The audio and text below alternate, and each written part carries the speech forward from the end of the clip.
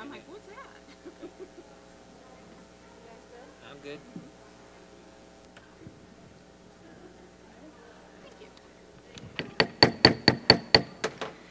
Good evening. I would like to welcome you to the Monday, May 9th, 2022 workshop session of the Carmel Clay School Board. I'm very excited to welcome some amazing artists, teachers, and staff members. We also have some wonderful guests with us tonight. Will you please roll call, Madam Secretary? Thank you, President Browning.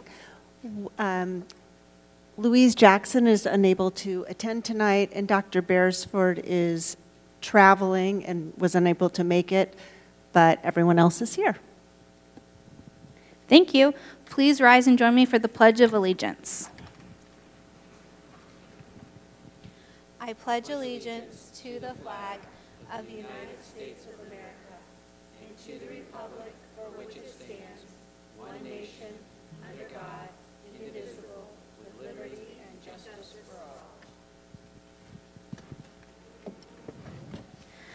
Thank you. I would now like to turn the time over to Dr. Amy Dudley for our Young Artist Awards.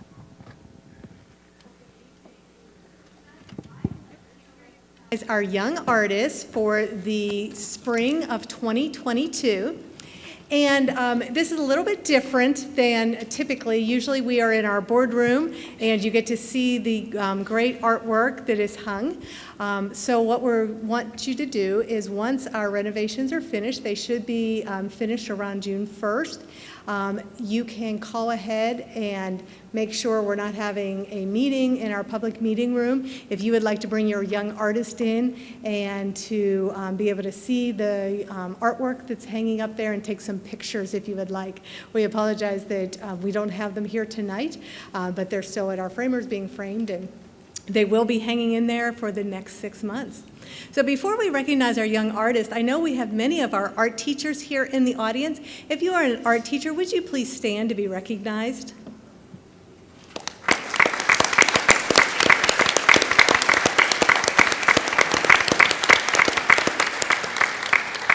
And thank you so much to our fabulous art teachers that work each and every day with our young artists to really help and to build the students' creativity and their artwork. And it's just amazing, the artwork that we have, not only in our boardroom, but also in all of our schools. And it's just amazing the talent that all of our students have. So this evening, I'm going to call your name as a young artist. If you would please come up here. Mrs. Browning is going to give you a certificate, and if you would stay up here, we want to get a picture of all of our young artists this evening. So our first young artist is Griffin Miles, a 4th grade teacher from Carmel Elementary.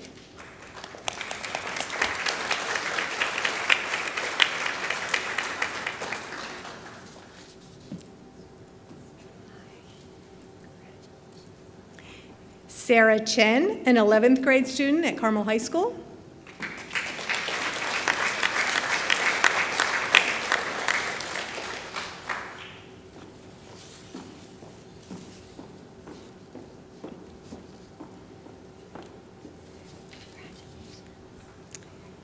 Maddie Recker, an 8th grade student at Carmel Middle School.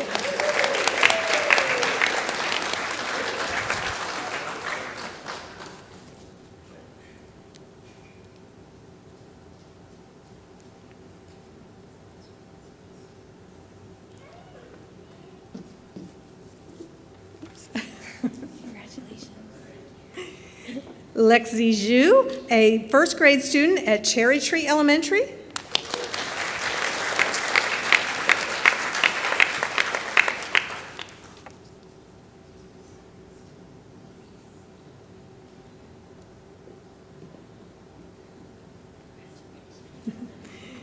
Grant Block, a 5th grade student at Clay Center Elementary.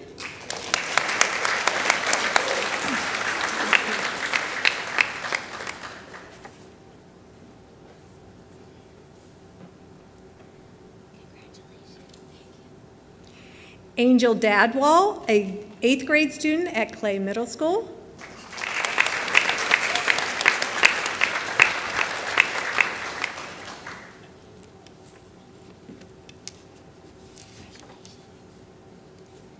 Scarlett Gachkowski, a 5th grade student at Collegewood Elementary.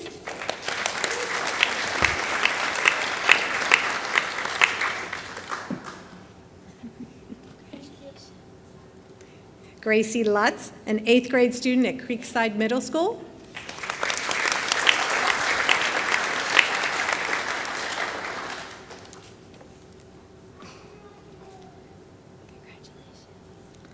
Kyle Cummins, a kindergarten student at Forestdale Elementary.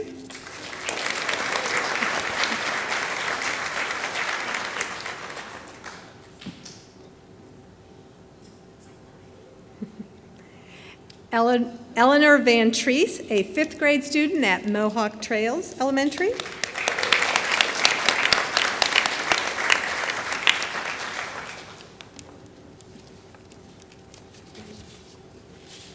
Ethan McFall, a 2nd grade student at Prairie Trace Elementary.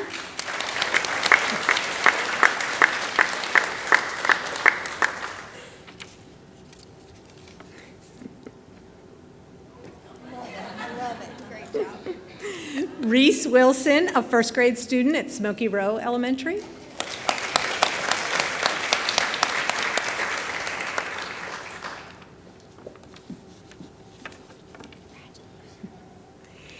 Chia Tin Wu, a 5th grade student at Town Meadow Elementary.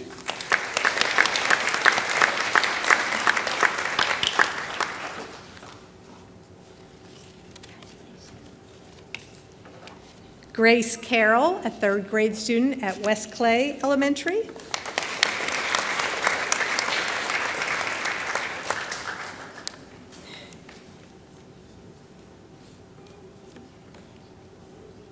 And Lila Haynes, a 5th grade student at Woodbrook Elementary.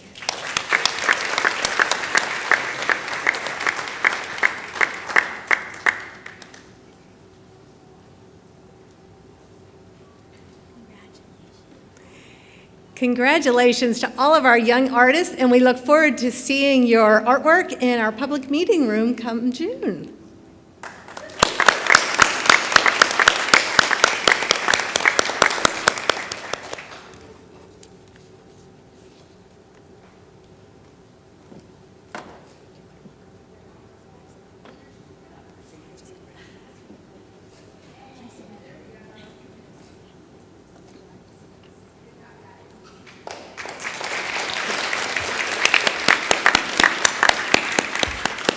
Thank you so much, young artists. You can go back with your parents now.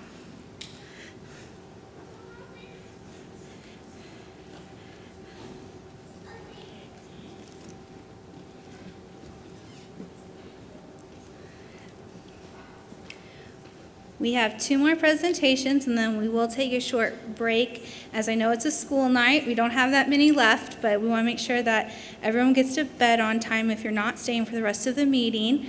The next one is our Stephen A. Backer, Carmel Clay Schools Teacher of the Year and Support Staff Member of the Year, Dr. Ostrike. Good evening, and thank you, President Browning and members of the board. Very excited to announce and share with everybody that our 2022 Teacher of the Year for Carmel Clay Schools is Carmel High School English teacher Katie Overbeck.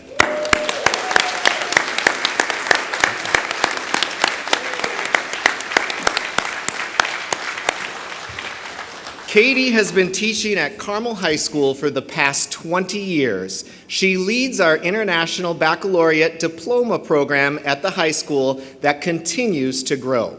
Katie graduated from Purdue University and also earned her master's degree from the University of West Georgia. She also is a Carmel High School alumna and is a proud Greyhound through and through. Katie received numerous nominations for this award from parents, students, and colleagues. Our Teacher of the Year selection committee reviewed over 442 nominations from our community, and Katie was selected as the overall winner for Teacher of the Year. One of Katie's students that nominated her said, "In the IB diploma program, we call Mrs. Overbeck Mother Overbeck for a reason.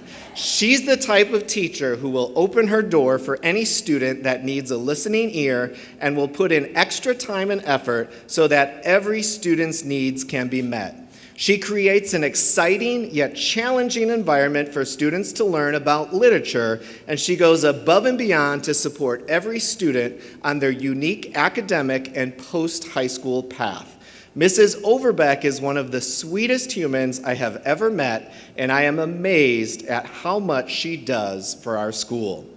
Katie will now move on to the Indiana Department of Education's State Teacher of the Year as Carmel Clay Schools representative, where she will be considered among all of the Teachers of the Year across the state of Indiana. A little bit about the Teacher of the Year program here in Carmel is that the Teacher of the Year award is endowed by the Stephen A. Backer Memorial through our Carmel Education Foundation. Throughout his life, Mr. Backer was an advocate and a supporter for Carmel Clay Schools. He served on the CCS Board of Trustees for 7 years and was also board president during 5 of those years. Donations in support of our Stephen A. Backer Teacher of the Year Award can be made through the Carmel Education Foundation. In a moment, I'm going to bring Katie to the podium, but please join me in recognizing Mrs. Katie Overbeck, Carmel Clay Schools 2022 Teacher of the Year.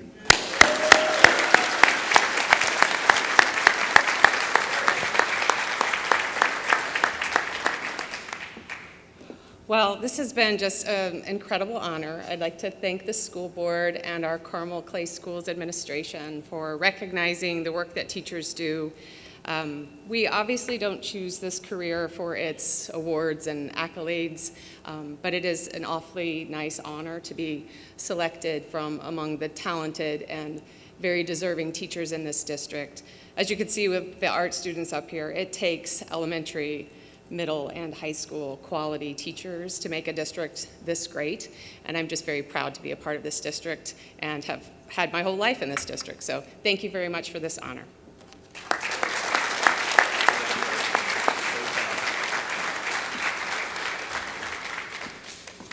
And at this time, I'd like to bring up to the stage Mrs. Rhonda Curlin, because Rhonda is our Carmel Clay Schools 2022 Support Staff Person of the Year. Congratulations.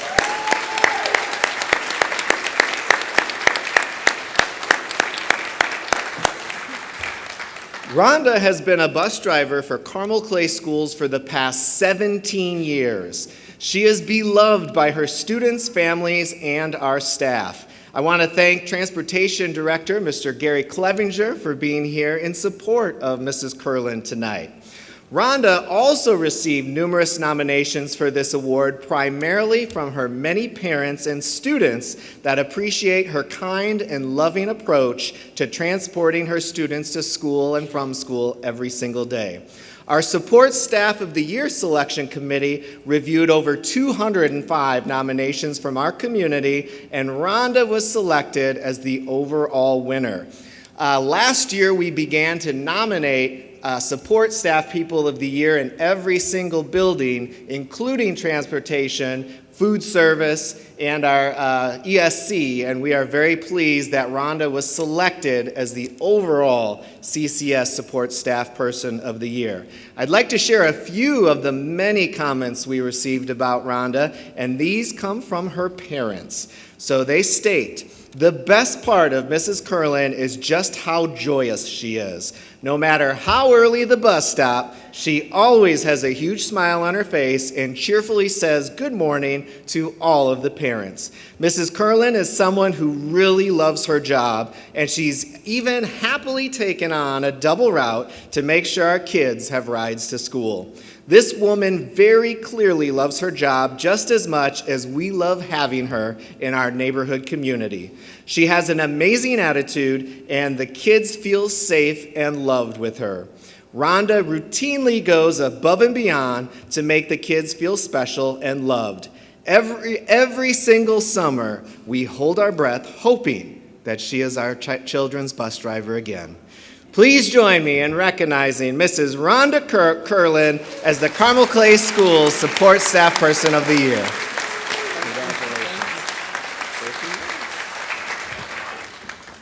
I just want to say thank you to the staff. I want to thank the superintendent. I want to thank Gary for showing up today in transportation. I also work in food service. I want to thank Justina, just keeping the kitchen, keep it moving and stuff like that. And it really takes everybody to make the support works. And so I want to thank, because this is a good school district. I've been driving for 17 years, and it's been great.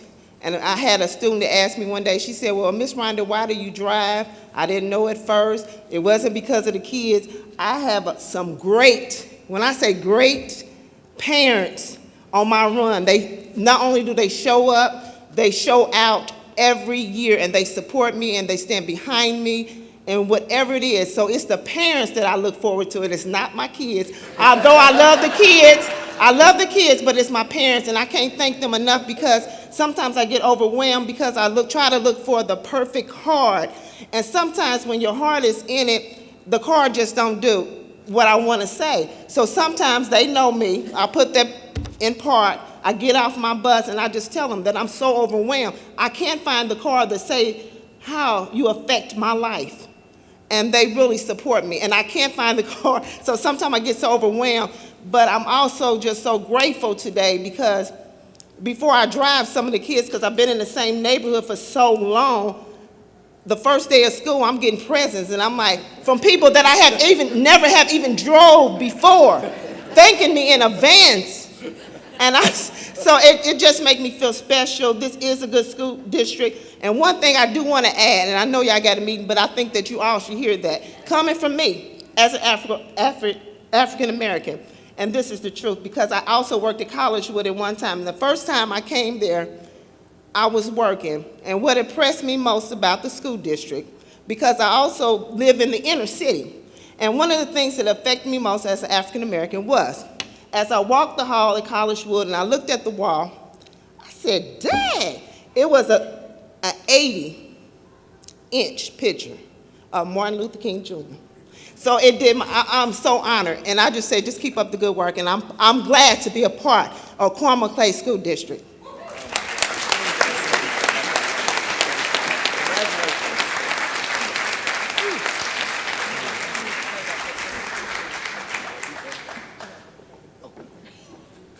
And at this time, we'd like to show our Teacher of the Year and Support Staff of the Year video, where we were able to recognize everyone throughout the school district. Mrs. Novus?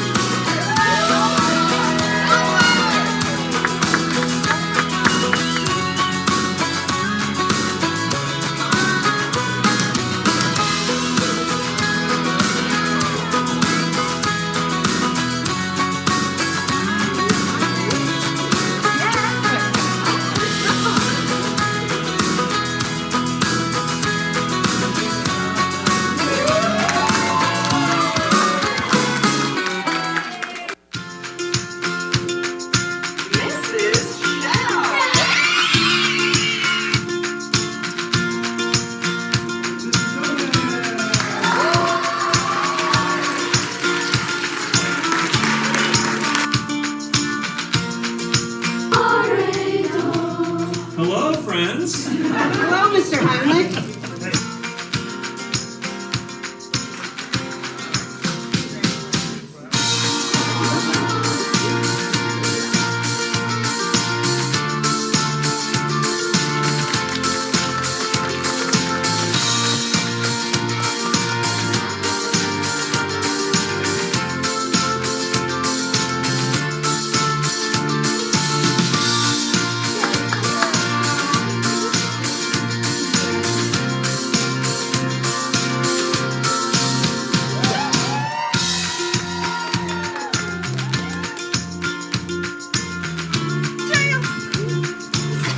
We'll see. We'll see. You call?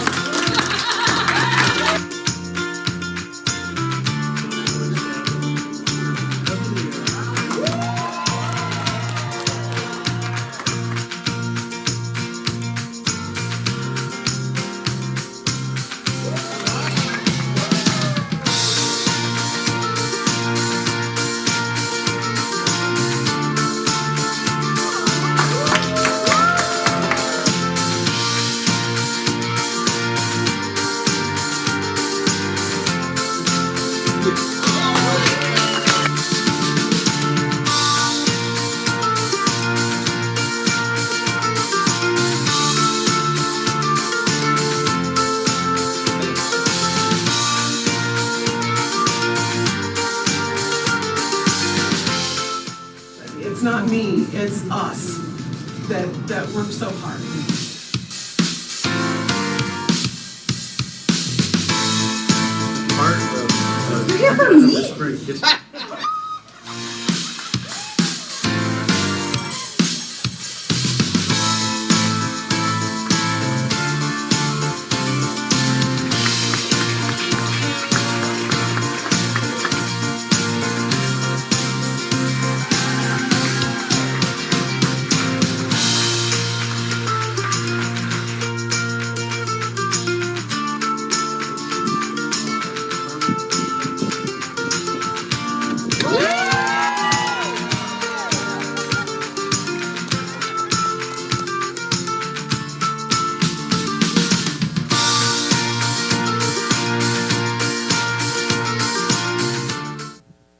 Thank you so much to our support staff and Teachers of the Year.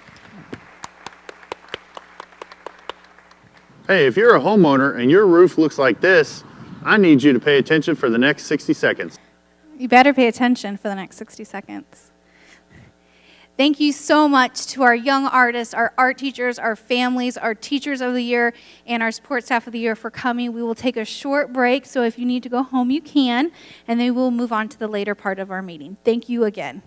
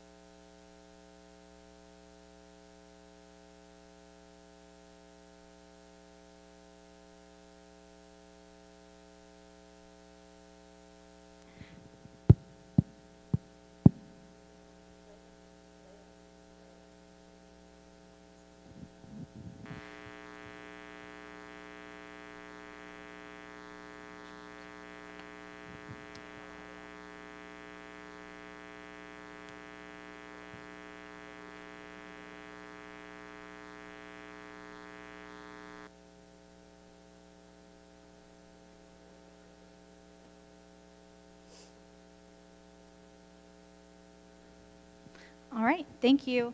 We will now move on to our consent items, which include personnel, claims, and payroll. May I have a motion, please? Thank you, Ms. Bannenberg. A second? Second. Thank you, Mr. Kirschner. All those in favor, please signify by saying aye. Aye. Motion carries 4-0. And Dr. Ostrike, I believe you have something to add. Yes, thank you. Thank you. Test, test.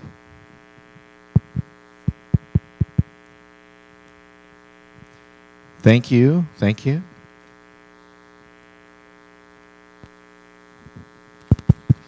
Test, test. Test, there we go. Thank you, Mr. Shuhai. Well, I'm pleased to share that with the approval of the consent agenda, that Carmel Clay Schools will recognize the federal holiday of Juneteenth to be observed each year as a paid holiday for all employees that are scheduled to work. Juneteenth is a day commemorating the emancipation of enslaved Africans in the United States, and on Thursday, June 17th of 2021, the President signed legislation to make Juneteenth a federal holiday. This is the first national holiday established since Martin Luther King Day in 1983. Thank you. We will now move on to our workshop topic of the roles and responsibilities of school board members. Mr. Seamus Boyce, would you like to introduce your team tonight? And we look forward to your presentation. Good evening, everybody. It was nice to have a exciting topic like school board law after such a energetic presentation. So thanks for those who stuck around. This is being recorded, so this information can be shared with those in the future.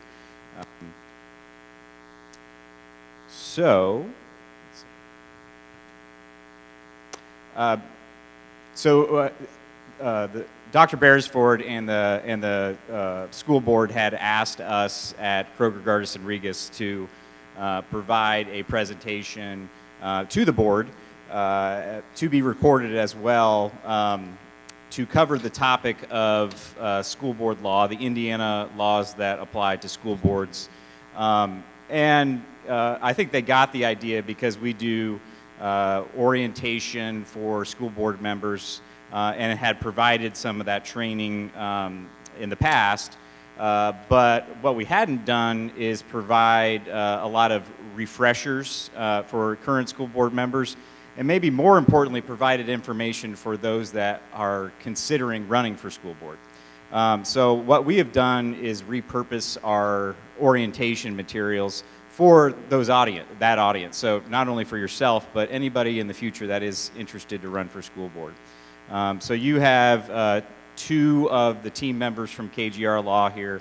I'm Seamus Boyce, and this is my colleague, Taylor Hunter. We are not general counsel to the board, and I think that was also something that the board wanted an outside perspective from something they don't hear from a lot. So that's what we're providing. Of course, you're hearing from lawyers. So you have to have some acknowledgments and disclaimers. And the biggest one that we always have to say is that this is not specific legal advice. And also, these materials are copyrighted materials. If you'd like to share them, we are pretty much okay with you sharing them, at least internally, we will provide you the ability to do that. So.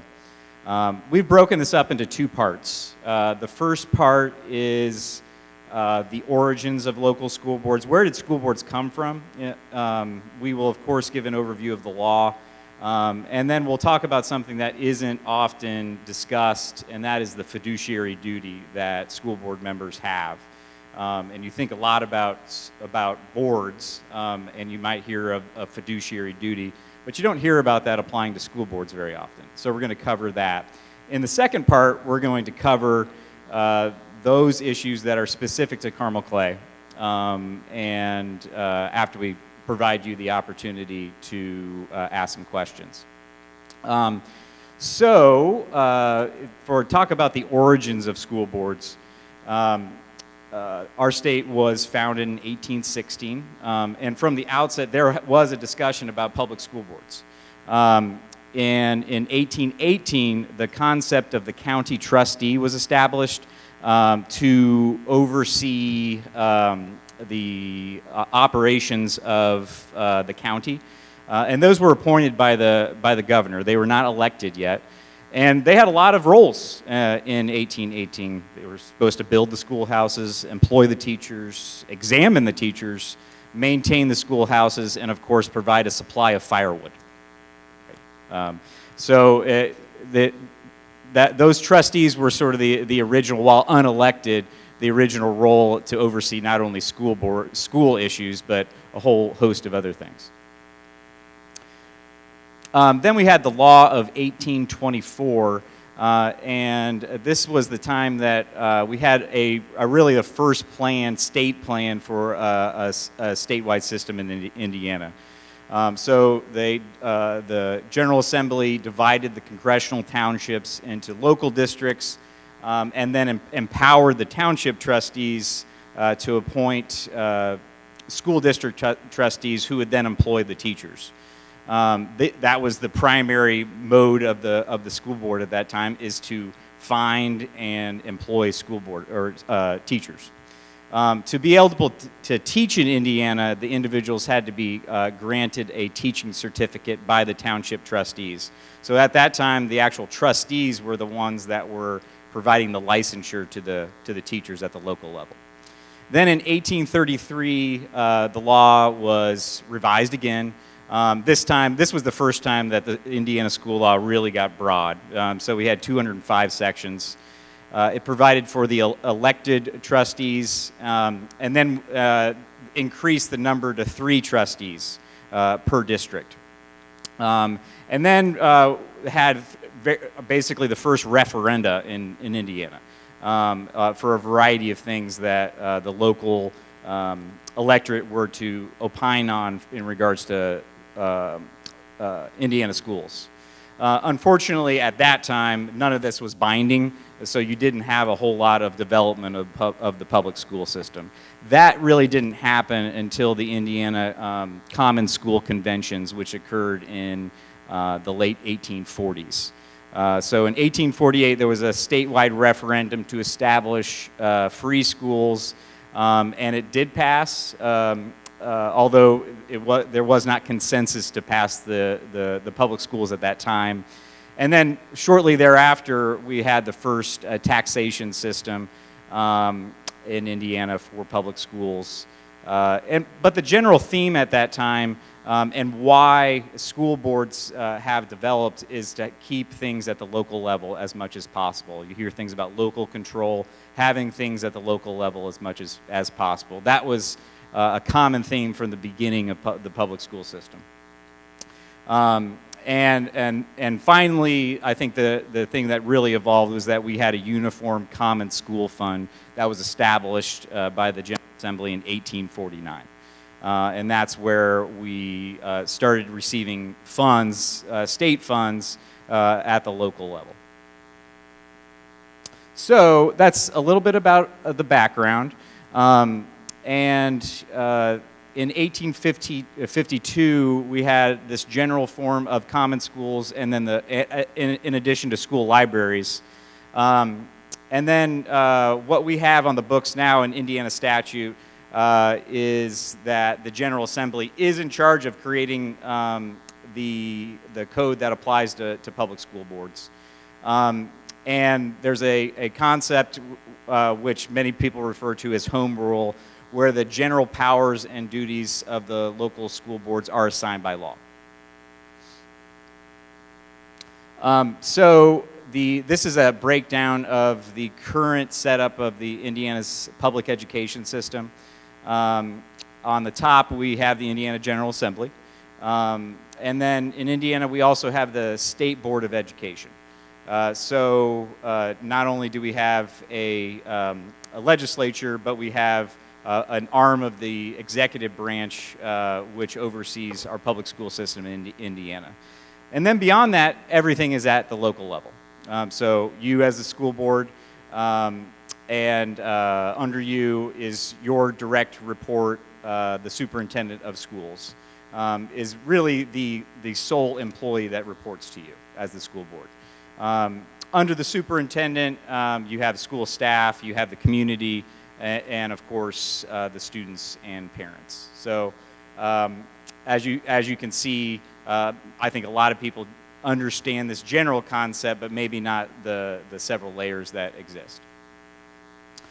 There are separate roles, but some of them do overlap. So with you as the board, there is obviously community involvement and feedback from the community, but the superintendent also has that role to serve. So that is an overlapping purpose, but the general idea is that there should be one team with the superintendent and the school board. So as a board, and this isn't exclusive to just school boards, not one individual board member can act on behalf of the board unless they've been appointed to something. That takes a majority of the board.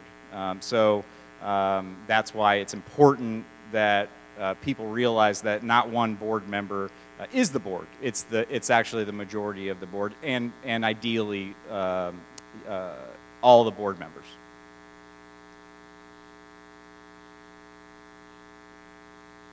So now Taylor's going to talk about some specific pieces that come out of Indiana code that apply to school boards.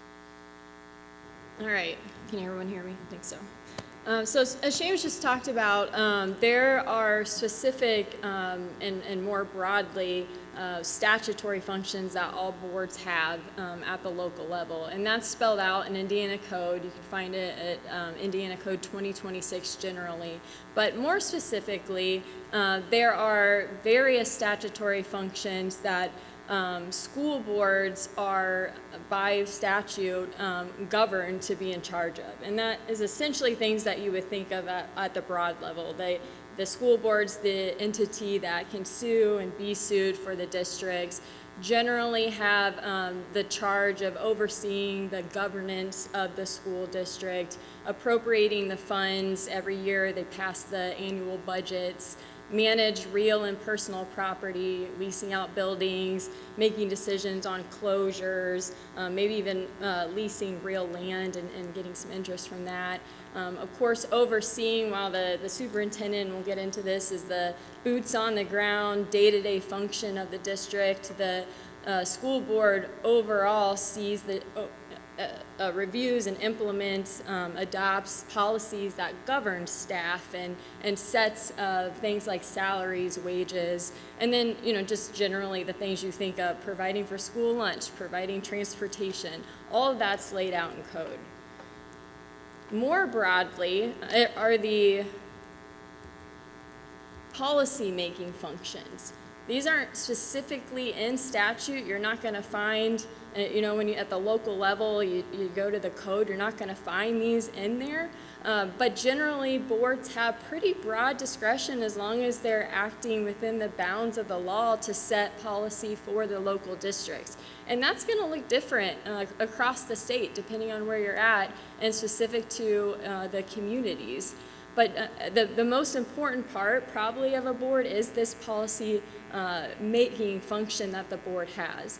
And that really includes developing policy, annually evaluating it, adopting it, and then authorizing the superintendent, again, who is the boots on the ground, day-to-day, the authority to really implement and oversee that policy is governing at the individual district levels, buildings.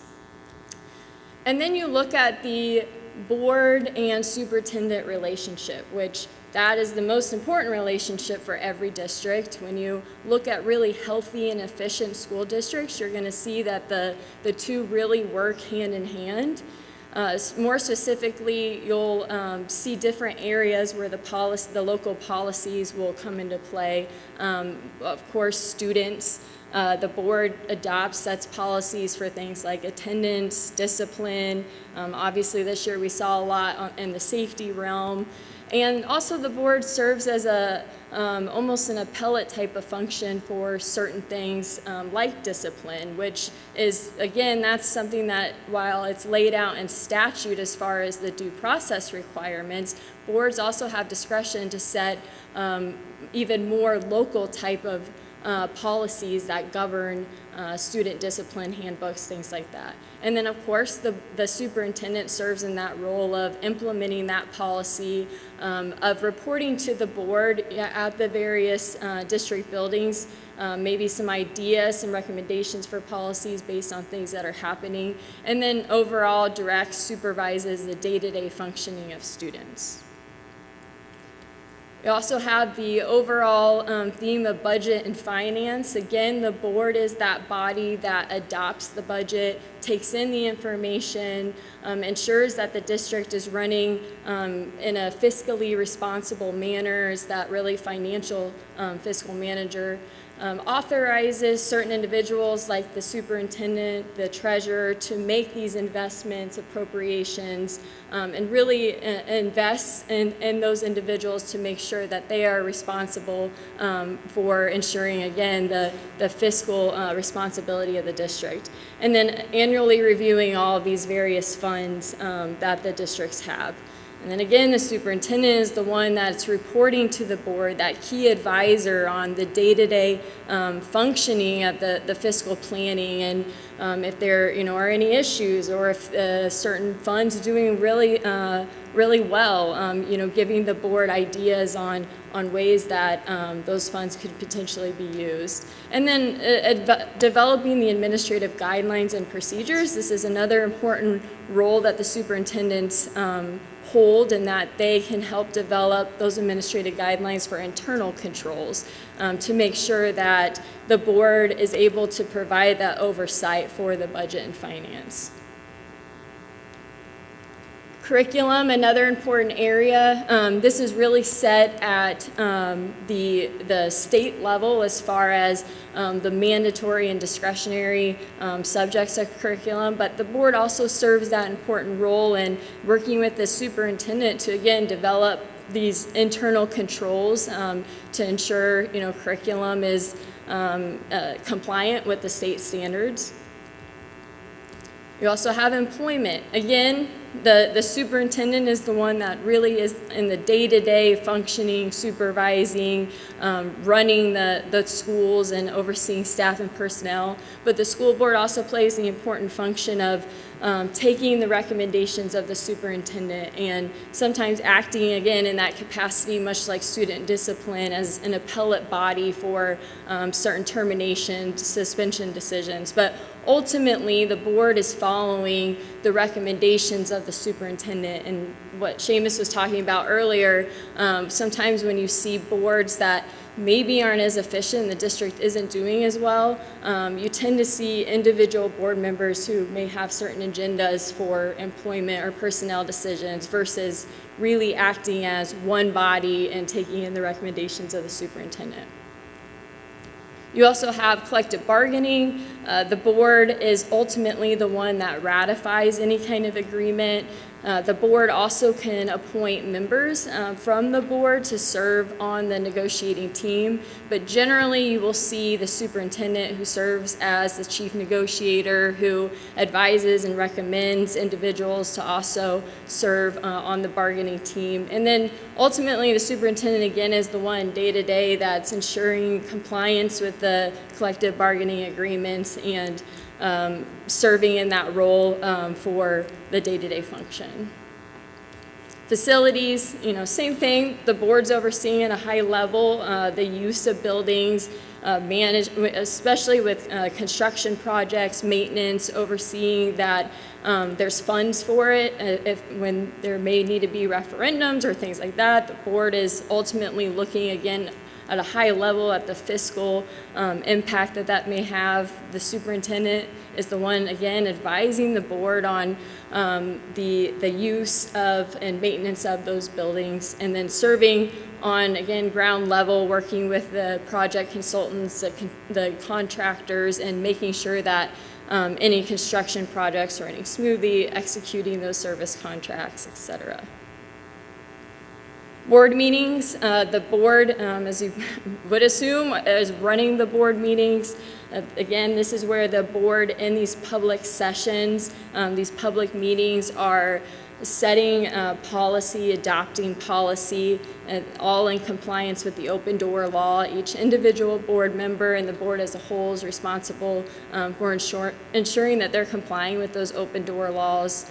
The superintendent is, again, just more of the helping with the logistical side with board meetings, providing the board packets, information, so that way board members have sufficient information going into the meetings and have time to review that so they can responsibly and efficiently run the meetings. And again, we're working with the board to make sure the open door law compliance with notices and having appropriate room for the board meetings to be held.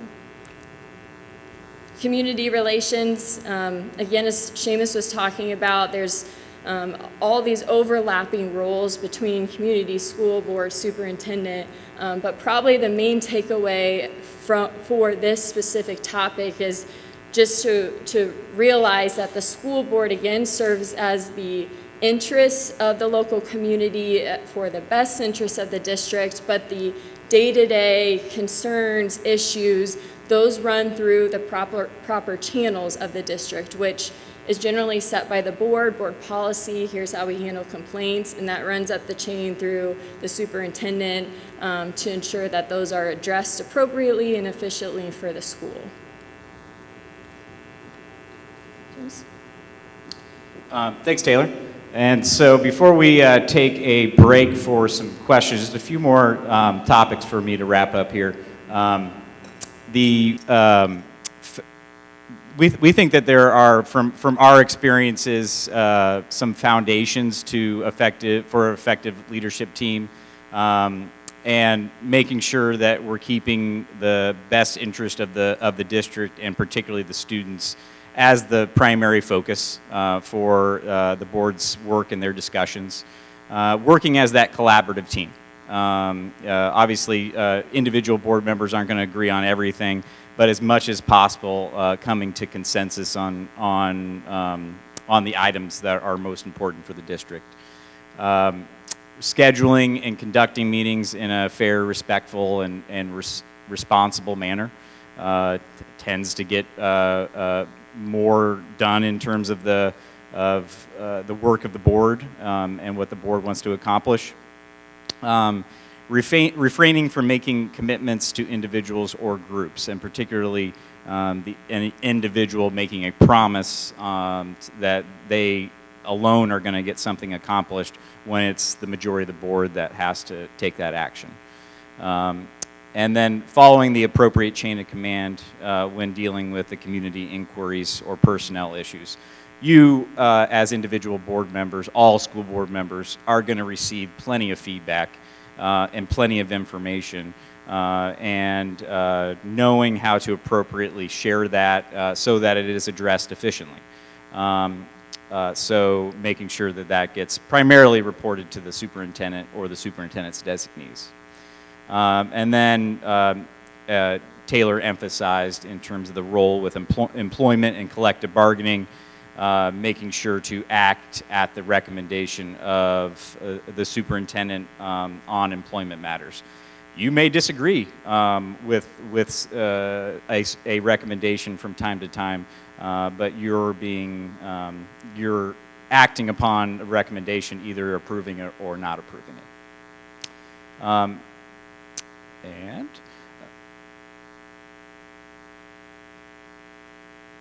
maybe, there we go. All right, last slide. I mentioned this before, something that isn't presented to school board members very often, and that's a reminder about the school board's fiduciary duty. And I think the closest that you may get in regards to the fiduciary duty of knowing what that is going into the job is your oath of office. So after you're elected, you swear and make certain commitments to the state of Indiana, to the laws of the United States, to our constitutions at the federal and the state level. and you promise that you're going to execute those duties. So you make that promise under oath, and that is at least an official fiduciary duty. But sometimes I think board members sometimes forget that they have that obligation to do what's in the best interest of the district, of their entity, and put their interest of the district above their own personal interests. So, that is something that board members sometimes have to be reminded of, for you as a refresher, and for future board members, it's important for them to realize their obligation to follow their fiduciary duty. So, I think now's the time where, before we get into the second half of the presentation, just want to take a pause for you to ask questions, maybe even share some of your own insights about the topics that we just covered. I think one way to look at it is, what are some things that you wish you would have known coming into the role of the school board member, to be a school board member? Thank you so much, Mr. Boyce. I definitely know there's some days where carrying firewood doesn't seem like such a bad idea. That might be easier. I'll start kind of board members. Do you guys have any questions or comments?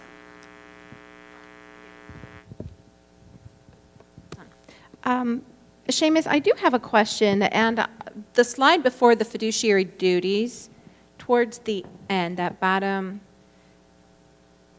acting on the recommendation of the superintendent for all the employees, employment matters, except for the superintendent. I know our board totally agrees with that, but wherein lies my question with regards to individual board members who might have a different opinion? What do you do with that opinion? What do you do? We have a vote, and we have an opportunity to share our opinion through our vote. And then what's next? If it's a split vote, how should, we've only had, I think I can count on one hand how many times I did not vote along with the rest of my board on any, on a recommendation from the superintendent. And at that point, I guess I just kind of kept my mouth shut. But is that the right thing to do? Do you continue with conversation? What are your thoughts? You've worked with several boards. So what happens when your personal opinion and your personal belief goes against what the entire board is supporting? Yeah, I think your question is specific to employment actions, but I think make a few broad comments in general. When you're a dissenting vote and you have a dissenting opinion, depending upon the topic, that might be something that if it's something that you had previously discussed as a board, perhaps in an executive session, employment is one of those matters on specific issues that the board can discuss prior to taking a vote in executive session. And that is a time when, if you don't think that you are in the majority view, is an appropriate time to voice that perspective. And as you put it, if you do not agree with a recommendation, you can certainly vote against that recommendation. While it's great to have uniformity in your decision making, it's not always going to happen. And you also have the opportunity to make comments during the board action. That personnel items, I think, is one that you do have the ability to discuss in executive session, depending upon the topic. But that is also an appropriate way for you to, voice your rationale of why you might be voting against the majority. Taylor, you have anything to add on that? Seen boards be really effective where you have split votes or there may be one or two dissenting opinions is even if you vote that way, to in the community still support the decision of the board. And that doesn't mean you have to agree with everything, but generally I would think long term, if you're thinking about making comments based on your vote, is how will this affect the district as a whole? When you're thinking best interest, is this just going to cause further strife among whatever the issue is? So I would always think of it from that perspective of, what, I don't like this vote, I don't necessarily agree, but if my board thinks it's in the best interest, I'm going to support it, I'm going to support it in the community, and we've seen that as being just an effective tool, and the board as a whole looks like a team. And then it may switch the next vote. The other individuals may not agree, but then you're still going to feel that support from them in the community as well. Thank you. Well, thank you both for the presentation. I think it was right on point. I think it's important for people that watch the board meetings to know that they may just see a lot of votes, but there's a lot of activity that goes on in preparing for the meeting, and a lot of those ideas get vetted before they come to the board. So part of the president's job is to meet with the superintendent and discuss what's coming up at the next board meeting, and if at that point she or he feels there's issues, then it's not presented at the board, so it's dealt with beforehand. And then I guess kind of the other comment I have to go along with what you said were the roles of the board. I see the board having 4 main roles. One is to hire and supervise the superintendent, and through that basically we set the tone of the district by who we hire and what his philosophy is and his personality and all those things. And in the years that I've been on the board, we've had 2 different superintendents with different styles, and that affects how things go. The second thing is policy. We set the policy for the district, and the same thing, that kind of sets the tone. Third is overseeing financials. And then fourth, like you suggested, is being the eyes and the ears of the community, with the key caveat that you have already given multiple times. One board member has no power, and when people come to me and say they have a concern, the first thing is I say, I'm Mike Kirshner, this is maybe my position, I'm only 1 of 5, I have no power acting alone. So I think that's important, and I appreciate that you stress that. And then I'll save my Carmel specific comments to after you deal with that part of your presentation.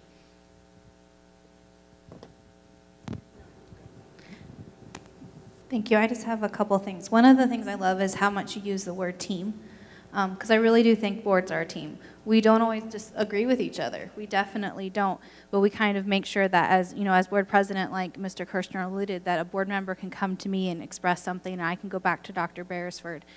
Kind of making sure that happens. The sole employee being Dr. Beresford. One of the analogies I was given in the very beginning was he's like the CEO of the district. And I think that was really good to make, because education is its own thing, to kind of understand how he is our CEO and kind of what his roles and everything are. The day-to-day operations, we're not in the schools every day. All of us have full-time jobs outside of Carmel Clay Schools, and so it is something that we rely on our administration to kind of keep us informed about things. And a parent may come to us and say, hey, did you hear about, and maybe not yet, maybe we didn't yet, but that's one of the things that Dr. Beresford luckily is very good about, is kind of letting us know. But we're not walking the halls meeting with teachers and staff and attending meetings and things like that. And then I think one of the biggest things that I'm thankful for is I feel like we're very professional with each other. I feel like, even though we disagree on some things, I think we make sure that we're very professional and that we are representative of Carmel Clay Schools, and we want to make sure that reputation is very high and solid. So I think that's it. Thank you. Very good. All right, we'll get into the second half here.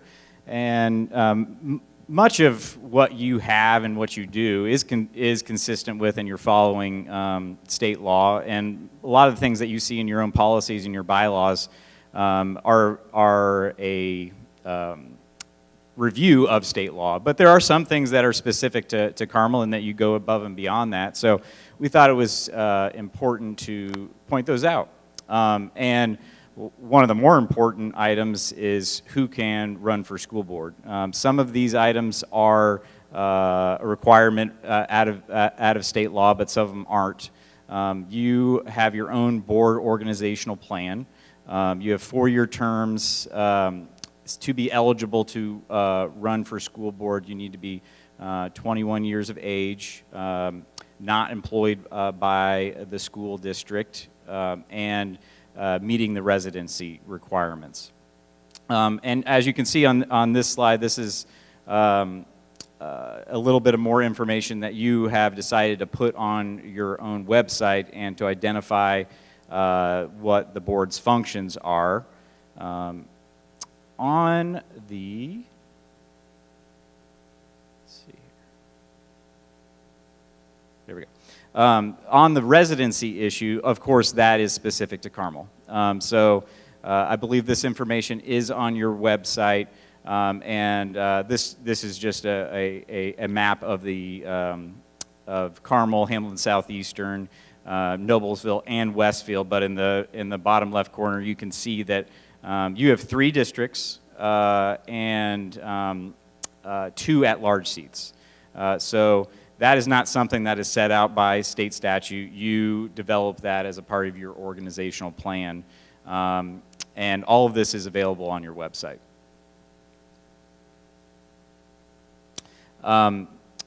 So you also have the ability to set your own mission and your guiding principles, or however you want to label you know, your large goals and objectives, which you have done so. So we just identified these for you is to provide opportunities for all students to realize their potential in an ever-changing world.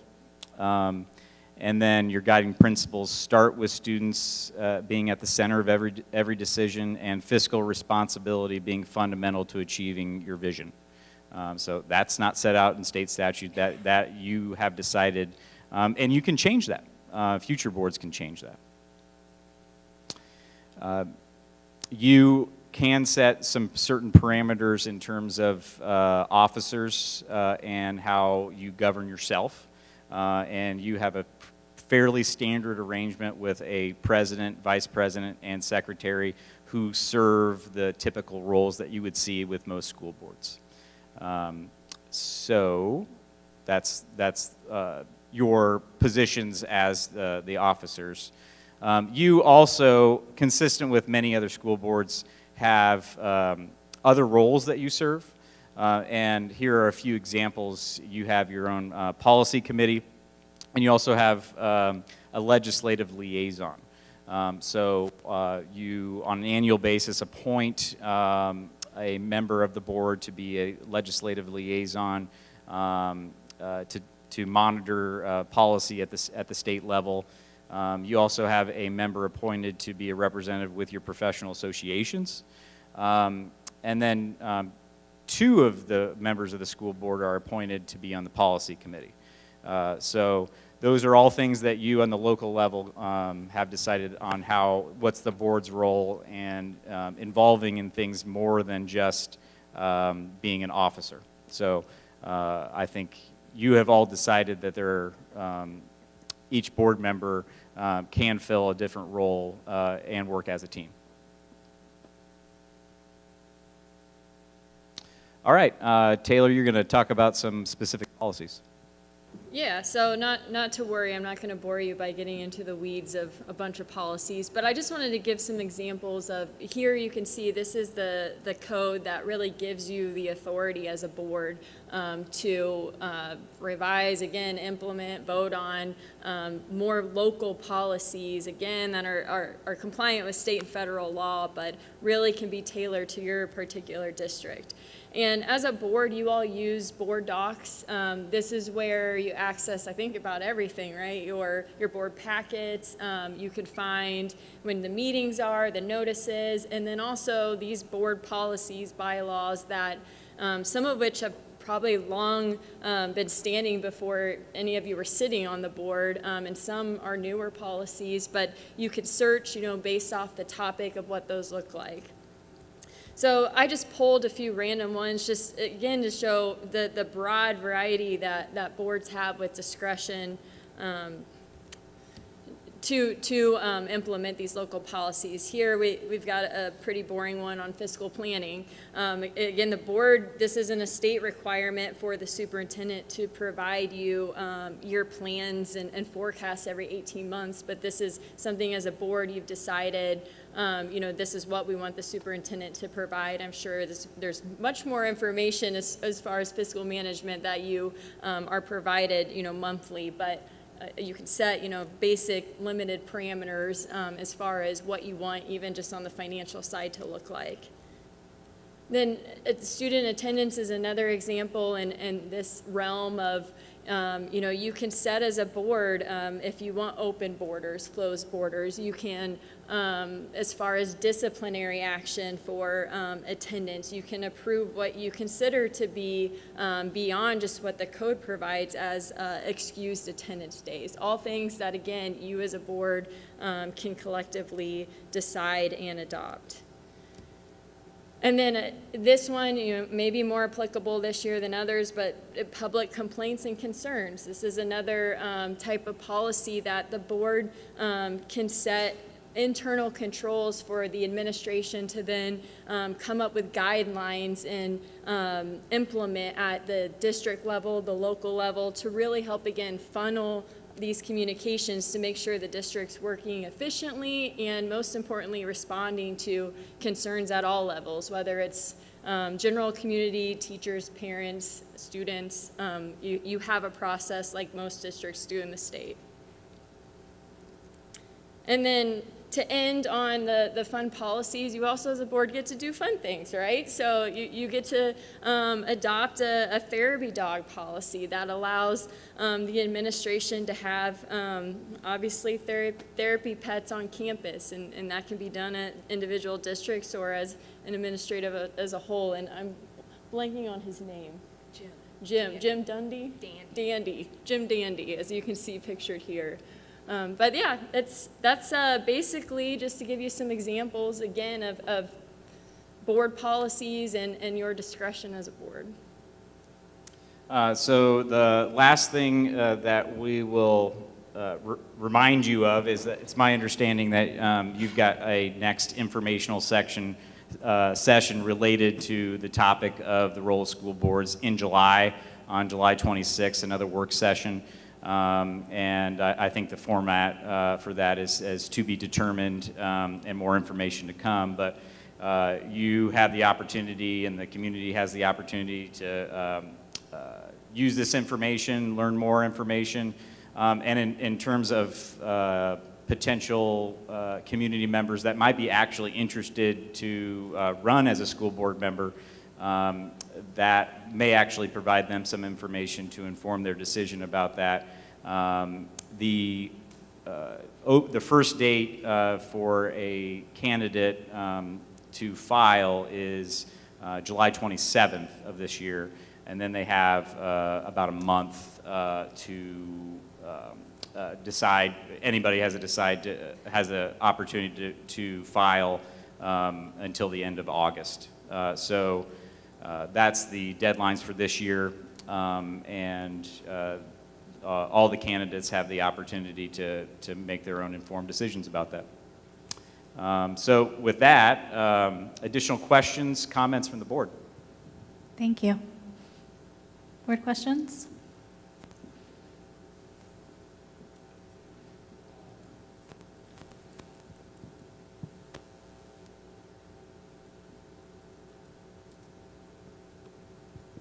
Well, thank you again for that. A couple of thoughts just to add to it. There were some references to bigger organizations. We at Carmel Clay Schools are active in the Indiana School Board Association and in the National School Board Association, and we get training and go to events that they organize as well. Also, some of our other roles are we have a designated appointee to the Carmel Redevelopment Commission and the Carmel Clay Parks Department. So in addition to policy and legislative liaison, we do that as well. Couple of the things that really have impressed me as I've been on the board of this district are our board guiding principles. We don't have them here, but we have them other places where we refer to them almost in every decision that we make. And we prepared those as a group, decided what were the most important things for us and how we make decisions. And like you said, the first one is students are at the center of every decision, and then the list goes on from there. The other document that we refer to frequently is the board superintendent expectations, which is a document that sets forth what we expect from each other. And it's been very important as a board member to look at that and rely on that. It goes to the professionalness that we as a board have for each other and the superintendent. And then I think my last comment really is we as a board are very fortunate that we serve a great district. We have great administrators, we have awesome teachers that we saw earlier, we have awesome parents, and we have a very supportive community that makes our job as school board members much easier than that for other districts across the state. And we are, I guess I speak for myself, very thankful for that support, and that makes our job much more enjoyable. So thank you for this presentation. I look forward to the presentation on the 26th. And I'm going to piggyback a little bit off of what you said about our guiding principles. I do think something very specific to Carmel Clay Schools is back in 2015, we did develop the guiding principles along with the assistance of surveys and feedback from over 3,000 of our community members. So those guiding principles were not ours alone.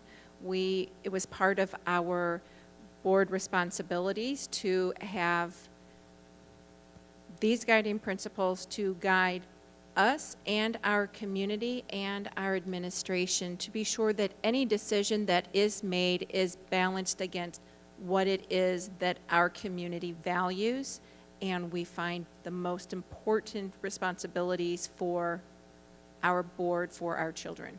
And we have used those time and time again. They're posted in every school. They're posted in every one of our rooms. I have it in the front of my board notebook. That is the litmus test. And if something that is brought before us from a community member or the administration or even a fellow board member, we balance those ideas off of what are our guiding principles. And if those ideas do not support those guiding principles through and through, then they're not in the best interest of our community and our students. And in Carmel Clay Schools, and I would say for anybody who comes to our board, it is important to me that everybody respects that those were created because our community and our board and our administration and teachers felt it was very important to have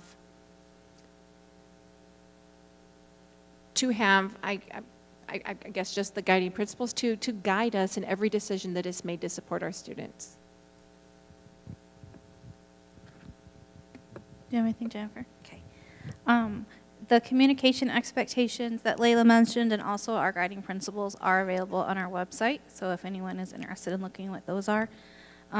We also, I just want a couple things about our policy. So policy is, so many things are at the local level, but we also are required to uphold local and state law, city law, and federal. So anything that comes through those different areas is going to supersede anything that we do at a local level. If you have questions about running for school board, again, kind of like we direct you to the right place. Dr. Beresford, he would be a wonderful person for you to reach out to. As a school board, our school board email is available, but by law, we can't use our school board for re-election things, so I highly recommend you reaching out to our superintendent who will be able to kind of answer those questions about school board members. And on that, I don't think I have anything else. Oh, yeah, Layla. I also want to recognize how important it is as board members that we maintain relationships with our community, with our police department, with the fire department, with the city, and especially with our legislators. And we have two in our audience. We are thrilled to have Donna Shibley and J.D. Ford. Thank you for joining us. And we look to our legislators, and they look back at us as just as information on how the laws and ideas that they have to put into statute will impact us. And so we have a great working relationship with our legislators, and I think for all boards, but especially Carmel Clay Schools, I think it's extremely important that you maintain those relationships and you build a relationship. We don't just ask for things, we would like to provide feedback to our legislators, and we're very thankful for our relationship and really thankful for what they've done for our professional staff, because they have been very generous over the past few years, and we thank you for that. Jenny? On the topic of policy, as a new school board member, I was not very familiar with the different policies that we use to govern the district. But now, as I'm sitting on the policy committee with Mr. Kirshner, and we are going through them and reevaluating them, which is an ongoing process, we really look at each and every word and its implication. It's a very thoughtful and deliberate process. It's taken very seriously so that we are making sure that we're touching every student and creating space for everyone in our district. And it's a very enlightening process, and I'm very thankful as a new board member to be able to be part of that. Thank you. And just again, I'm thankful to my team. Thank you for making this one of the hardest thing I've ever done, but the most rewarding thing. So I think that, all the things that are worth doing are usually kind of that way. So thank you, Seamus and Taylor, for being here and all the things that you do. And any last thoughts or comments? Thanks for inviting us to share this information with you. We will stick around if anybody has further questions. And of course, glad this is being recorded so that it can be shared. Thank you.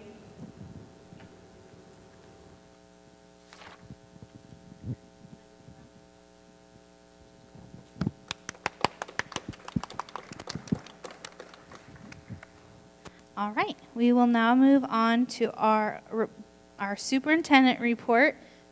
Dr. Ostrike. Thank you for the opportunity on behalf of Dr. Beresford to present the superintendent's report. It is an exciting time here in Carmel Clay Schools with just 2.5 weeks left of school.